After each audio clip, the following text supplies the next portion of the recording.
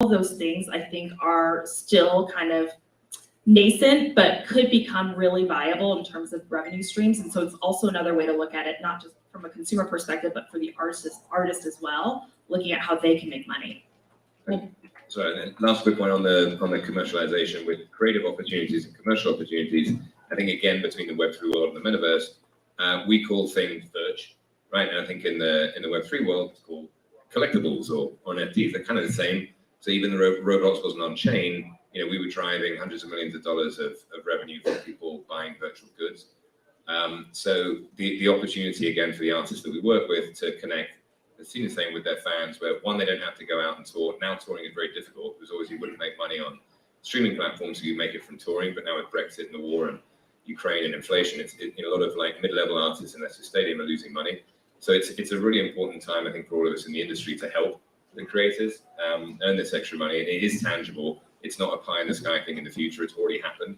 And I think it's just, again, getting mass adoption, agencies coming in and helping consumers, have these great experiences, and then artists and other creators kind of benefit commercially. And then creatively, like I remember we did KSI, who's a UK rapper. And the first time when he built his world, he's in like 21 Pilots, when they get to run around the space that they've built, they're just like kids in a candy shop. It's like so exciting to express themselves, not just in a 3 or 4 minute song, but in these, virtual canvas and running around and engaging. 21 Pilots is like working on an HBO TV show. There's like all the lore and the backstory and the games and interactive experiences. So I think it's going to be a really good time for the music industry, because unlike TV and film, they're not scripted. They're 24/7, engaging with their fans and being creative. Anyway, so we're passionate about this. Yeah, I was just going to throw in one thing that, we talked about ways that this allows you to do things differently than, in real life. And the other thing we've been exploring is how do you create communities around this? How do you create watch parties, right? So instead of it's, all 11 million people together, you can create groups and communities, and people can gravitate toward those who are like them, right? And have conversations and build, a much richer fandom than you would have gotten previously. We jumped into the Metaverse 17 years ago, built about 40 of them. We did a live Chemical Brothers concert in the Metaverse in 2006, I think, somewhere around there.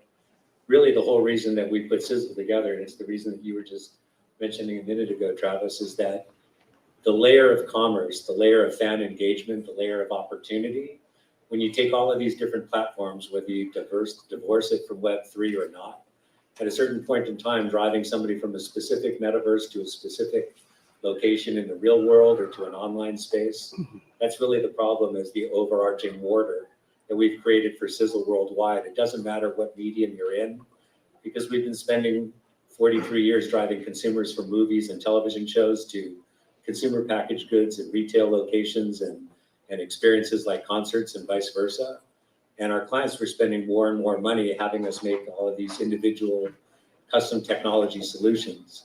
So that's why we've spent millions of dollars just building one overarching platform of service at Sizzle, so that any one of these problems that you're looking to overcome, in whichever direction you're driving the consumer, we've already figured out the methodologies, and it's very cost effective to hyperconnect these and to generate commerce in real and online. I think driving off that, in 2023, you're going to see more of a trend, what Ryan's talking about. I think people moving away from the early entrant, I call it Metaverse 1.0, of Epic and Roblox, to more open Metaverse platforms, where brands that you guys, are controlling hundreds of billions of eyeballs, right? So you can move people wherever you want to move them, or with media. So I think I've seen a bunch of them on board of different companies, but there's a bunch of new companies that are building almost like Metaverse as a service, or like Metaverse platforms. And that allows you, if you have a campaign, you can have an AR. There's a company called Batten. So they did activation at an event, a football game, AR, and had to find footballs around the event. And then you got a collectible in the wallet. And then you went to a virtual world for a concert, and all this was done off the back of a brand. And for the brand, you don't necessarily need to go to a platform like one of the big ones. You can kind of activate directly. So I think there's going to be more of that trend, where you guys are maybe going to invest in some, or build your own, or help brands activate directly and have that relationship directly. And that's the real tension we're feeling right now, what you were just talking about. And really, we understand, we all enjoy what I call the subsidized internet, right? The free internet every day that's subsidized by brands, that's subsidized by publishers. That's the internet we understand and know today. The tension that, I think is still being sorted, is being understood, is being worked through, and ultimately I think is being smoothed out, is from the the passionate fans of the decentralized internet. And that say, we don't want subsidies. We want to own our experience completely. We want to own our assets. We want to own our communities, our consumers. Eventually these become brands. Well, it's not going to be absolute one way or the other. The subsidized internet is not going anywhere. We all enjoy this quite a bit, but there's a growing demand for decentralized internet experiences as well, and owning truly virtual things, having utility provided to you by tokens. Now, when we can see these two things starting to come together, I think you get that spirit of the fully decentralized web experience that some people hold very closely onto with the subsidized internet experience, right? We get to hold a token that unlocks access to some utility or an experience or a digital collectible. And I think that's the trend that I'm seeing, and some of the experiences that are launching now with Web 2.5, as the term was thrown out. For us as brands, we love Web 2.5 because it's accessible. It's accessible to consumers. It's accessible to brands and brands themselves who aren't quite ready to go fully decentralized. May never be. So, long way of saying that this tension is going to exist for a little bit, but I think it's going to push us into some really innovative experiences. Yeah, and just, adding on to that, not just from the brand experience, but from the consumer side, right? Being able to, I mentioned that sense of ownership. It also includes owning your own data, right? And not being dependent on, or whatever, and it's so much better for brands too, right? You are allowing them to have the correct data, not a guess at who you are, right? Or approximation, but who you really are. And you allow it for the brands that you trust and the brands that you want to engage with. I think that's a paradigm shift that we're not there yet, but I think that's what's part of what's going to come with this. I agree with that. We've tied into a company called Tartle, and they facilitate consumers being able to sell their data to the brands, and we're incorporating that directly into Sizzle, so that we're never one of those companies that's aggregating data without the consumer's permission, and we'll never sell it. So the consumers are incentivized to sell that data to the brands, and it puts them in the power seat. And a lot of them are excited about having that income opportunity and that connectivity because it gives them a deeper experience, right? 100%. I was going to add, I think, one of the things about Web3 and the chain is the benefit of interoperability ultimately. I think we're still early days, but the idea that a consumer can essentially take their identity or their profile or their avatar and go from place to place. I watch my daughter who's obsessed with Roblox, and she is very, very proud of her avatar. She spends a lot of time making the outfits and all the good stuff. And she would love to take that to school with her, to put that in many places. But right now, everything's sort of a closed ecosystem. I think about myself for social media. I have like 10 profiles. Do I have the same photo in every profile? No. Would I like for it to be more consistent? Probably. But again, everything's so bifurcated right now. I think over time, we're going to see a lot more opening up of ecosystems and the ability for consumers to kind of move through that friction and pain point and have potentially just one identity that can travel with them wherever they go on the internet. I will take the contrarian view on that one. So I don't agree. I think because we had this, one of the parallels is like going back to the carrier days, and I think when there's a real consumer issue, if you remember back in the days, you couldn't text your friends on other carriers. If you weren't on T-Mobile and they were on Verizon, a lot of people forget that, and then they all got connected. I think that's one notion of like disconnected metaverses. Is there that consumer pressure where I get annoyed and I want to text my friend Todd who's over there and I can't? That's a frustration. I think the situation we now have with at least the avatar-driven metaverses is it's kind of like having Singtel and Vodafone. You've got two massive, great ecosystems. So the friction, the consumer friction to drive that on their product roadmap, I think it's lower. So I think the newer platforms that come out will be more openness in terms of goods and rewards that get transferred. But I think it's fine to have different profiles. I don't think you want your Twitter profile to be the same as your LinkedIn profile. Right. So I think, but in terms of people getting rewarded and data, I love that. There's a company in the UK called Generate, which is when you browse, you actually get value back in terms of brand rewards, and it's a great idea. Brave is trying to do it, and what they're doing on the Web3 side. So that whole notion of delivering something to the brand, from the brand of value, where if I say I really want to go to, whatever, Phoenix, or I want to go to Phoenix, Iceland, and somehow an airline gets that data and I allow them to have it, and then they offer me a companion ticket to Iceland, that's money in my pocket. That's like magic. So I think it's moving in the direction of providing data in exchange for value. So from an Napster perspective, think about, you'll see in 2023, I love making playlists. I've made hundreds and hundreds of playlists. What if in the ecosystem moving forward of Napster, as we come out with the token, you could get rewarded and actually have making playlists be a job. And you could get rewarded, and you have brand rewards, you get free service, and you get all these benefits, and you get notoriety. So it's kind of pushing things back to the people that are creating these, creating value in the ecosystem. We had that at Roblox, where if you think of the atomization of music, where I make a beat and you make a song, and we're all in different countries, and we can all come together and work with big artists and small artists, and don't think about the evolution as a format evolution, but more of a relationship evolution, where we're partnering directly with artists and whatever they want to create, whether it's short form video or songs or kind of subscriptions or virtual experiences and meet and greets, we'll be the partner to enable that, which I think is a fundamental difference to the last 20 years of media, which has been format focused, of either short to long, of length, or free to pay. So that's really been the only innovation in the last 20 years. So we're excited for this brand innovation of relationship and data, and then this evolution of relationship around fandom between either it's brand and customer or artist and fan, which is really going to unlock the next 20 years of value. And again, it's been kind of boring the last 20 years, so I think hopefully the next 20 years could be more fun, and brand marketers can do more exciting things and do things that you guys do. It's great. We've got a very diverse room. Everybody's here for a reason, trying to advance your career, figure out what this metaverse thing is, how it's going to be applied to what you're doing. So I want to focus a little bit about recommendations. We've got not much time left. Keith, I'll start with you. You brought up education earlier. Recommendations. What do you advise people in the room to do to pursue their careers? If you're speaking to a brand, what would you advise them to do if they're pursuing Web3, the metaverse? Give some advice. Yeah, sure. So, certainly brands look to us, look to Publicis Group agencies, Publicis Media, to consult and help them, to guide them into the future and where they're going to go, and how to maintain or grow this relationship with the consumer, their audience, right?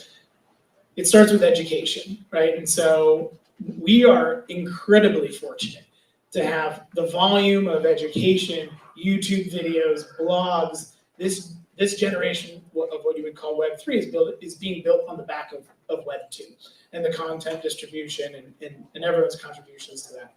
You can learn for free. That's a great place to start. You can utilize your partners to help guide you very specifically.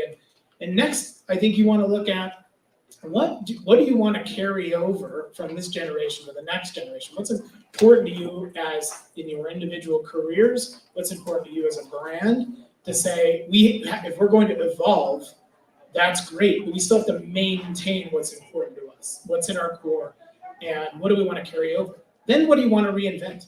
Because in immersive experiences and in the metaverse generation, the brand you are today doesn't have to be the brand you are 3 years from now. Your products can evolve, your relationship with your consumer can evolve, and you want to decide now what you want to be, or at least you want to have aspirations, or have an agile roadmap to where you aspire to be as a brand or as an individual here, and then keep that very nimble. Keep that reactionary to things that are happening, but also very strategic in things that you can see out ahead and what are risks to your business or your relationship with your consumer. Learn, plan, and strategize, and ultimately go execute. And what you're looking at today from the metaverse, it's like that motivational poster of the iceberg, where there's that little piece of ice poking out of the top, a gigantic iceberg at the bottom of this. Brian, 17 years in the metaverse. This has not been built overnight. It didn't start becoming built when Facebook changed over to Meta. There is years and years of foundational, right? There's years and years of foundational work that's gone into it. We're enjoying the spoils of that now. I think the last thing I'd say is, if you're in this room, contribute. What do you add to it? It might just be a perspective. It might be you're a coder. It might be you're a designer. Find a way to contribute. Find a way to get that to as much of an audience as you can, because in the next generation here, certainly with brands, it won't be about brands just yelling at you and talking about you. It'll be a collaborative relationship. You'll be able to contribute, you'll be able to decide, you'll be able to influence, you'll be able to have exclusives, right? And all this can happen in immersive spaces. So I'd say lean in, participate, and share with the world. It's great. Very good.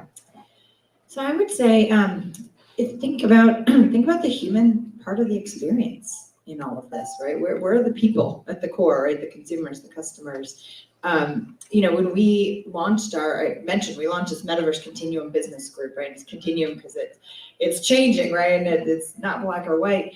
But we did it bringing together our technology teams, right? Because technology is a big part of that. But the other half of that group is what we call song.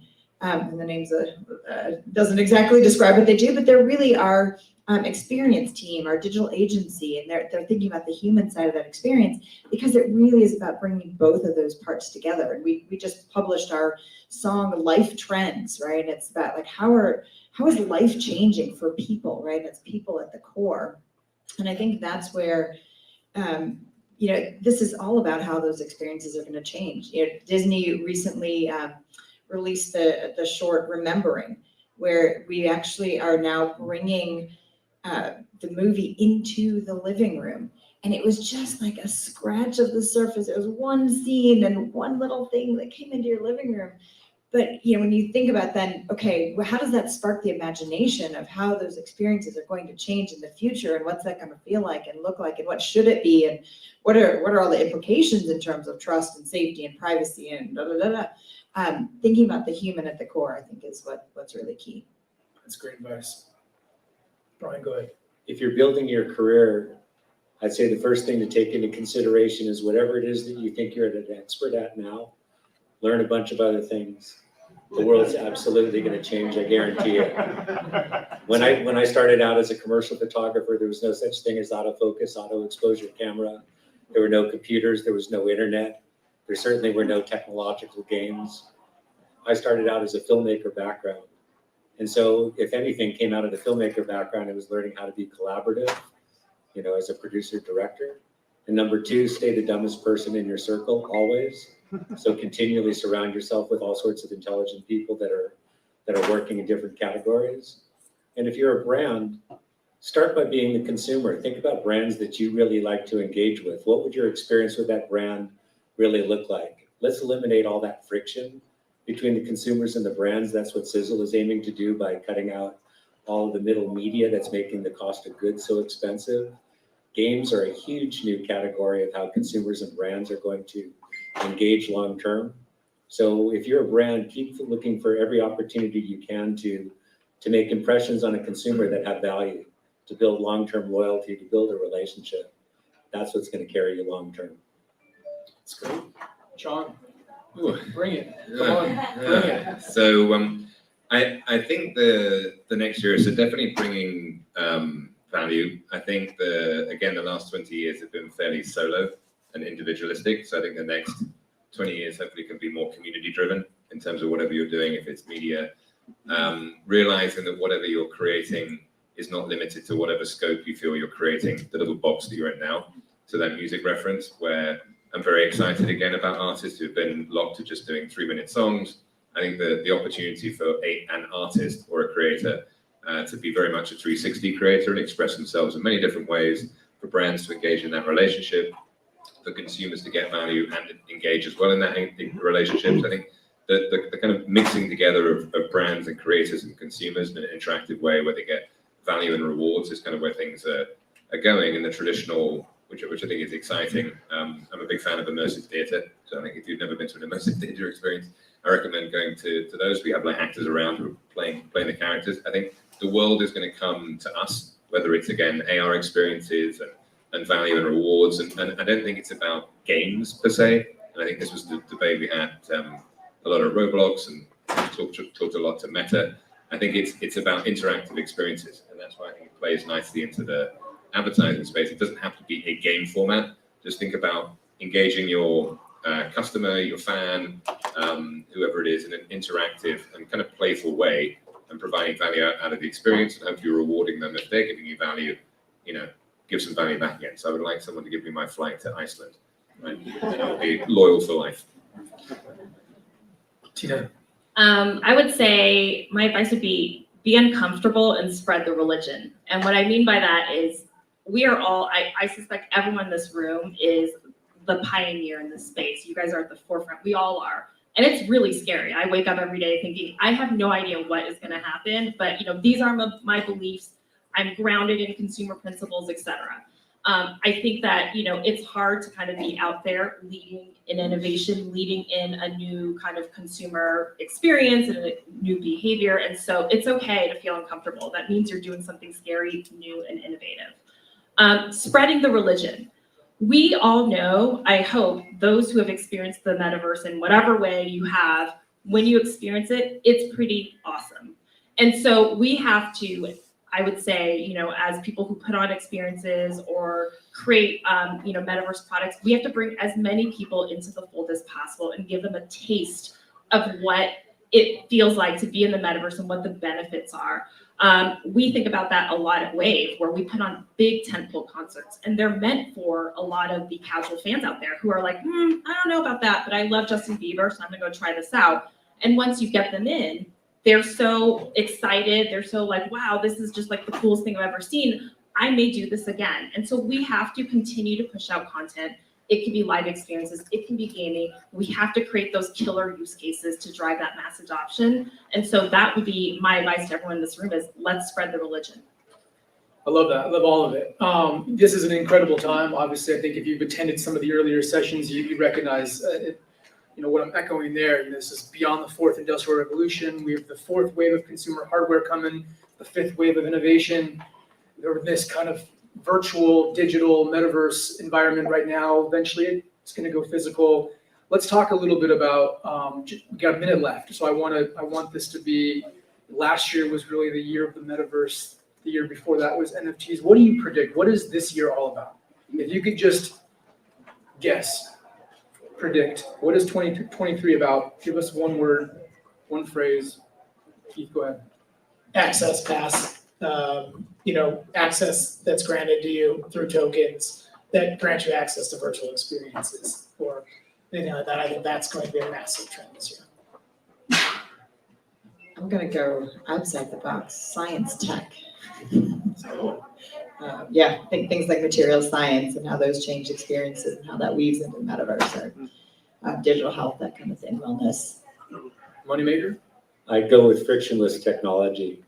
Eliminate everything that confuses a consumer group that doesn't understand what you're talking about and find a comfortable path for them to get engaged. Yep, I'd agree on the dejargonization again.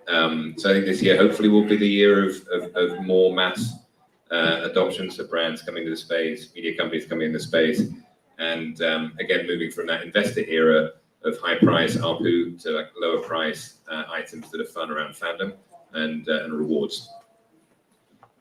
I'd say AI as a means to accelerate content throughput. I think all of us here who put on experiences know how hard it is and how hard it is to put on shows on a regular basis. So I think generative art, what can be afforded by AI can really be a great accelerant in that content piece. Second that one. That's great. Well, that's it. We covered it, guys. Thank you all for coming today. Thank you to our panelists. Thank you guys all very much.